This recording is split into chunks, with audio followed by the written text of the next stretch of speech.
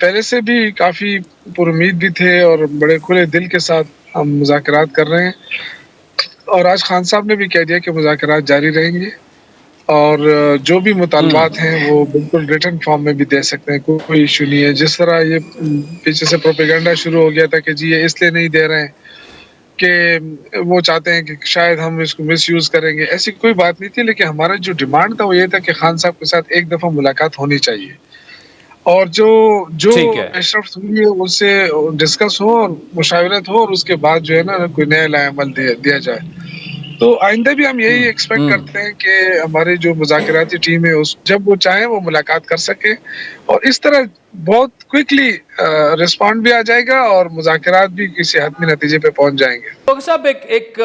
سادہ سا سوال ہے کہ ملاقات کا وعدہ کیا گیا لیکن ملاقات نہیں ہو پائی، اس کی جو بھی وجوہات تھیں۔ اب آپ نے تو اتنی لچک تو ہم نے پی ٹی آئی کی تاریخ میں نہیں دیکھی جتنی لچک ابھی اس وقت آپ دکھا رہے ہیں۔ ایک تو اس لچک کی تھوڑی سی وجہ ہمیں سمجھائیے کہ اس کے باوجود کہ آپ کی ملاقات نہیں ہوئی، آپ تیسرے دور کے مذاکرات کے لیے بھی تیار ہیں اور تحریری طور پر مطالبات دینے کے لیے بھی تیار ہیں۔ دیکھیں مین وجہ تو یہی ہے کہ پاکستان کی خاطر، ملک کی مفاد کے خاطر مذاکرات کا فیصلہ ہوا ہے، خان صاحب نے کیا ہے ڈیفینیٹلی، اور وہی سب سے اہم سر فہرست بات ہے، کیونکہ این آر او کا جہاں تک تعلق ہے، عمران اچھا خان نے تو انکار کر دیا کہ میں کوئی این آر او نہیں لوں گا، اور میں جتنے بھی کیسز ہیں اپنے اس کو عدالت میں جا کے اس کو وہاں سے جیت کر باہر آؤں گا۔ تو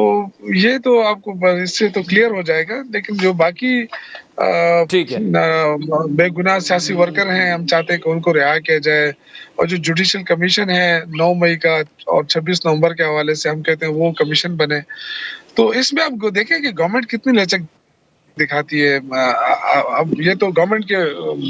گورنمنٹ کے کورٹ میں ہے، اب یہ سارا دار و مدار حکومت پر ہے کہ کیا اچھا وہ واقعی یہ جو معیشت کی آپ کے اسیران کی رہائی ہے، یوسف سعید صاحب، اسیران کی رہائی ہے 9 مئی 26 نومبر کا جوڈیشل کمیشن کا آپ کہہ رہے ہیں، اگر گورنمنٹ اس پر مان جاتی ہے لیکن پھر بھی آپ کی بانی پی ٹی آئی سے مذاکراتی ٹیم سے ان کی ملاقات نہیں ہو پاتی کسی بھی وجہ سے، آپ پھر بھی راضی ہوں گے اور یہ مذاکرات جاری رہیں گے؟ کیونکہ آپ کے اصل تو معاملہ تو مطالبات کا ہے نا جو سامنے آ گئے ہیں۔ مذاکرات تو جاری رہیں گے، لیکن مشکلات ہوں گی اس میں، کیونکہ فیصلہ جو ہے وہ عمران خان ہی کرے گا۔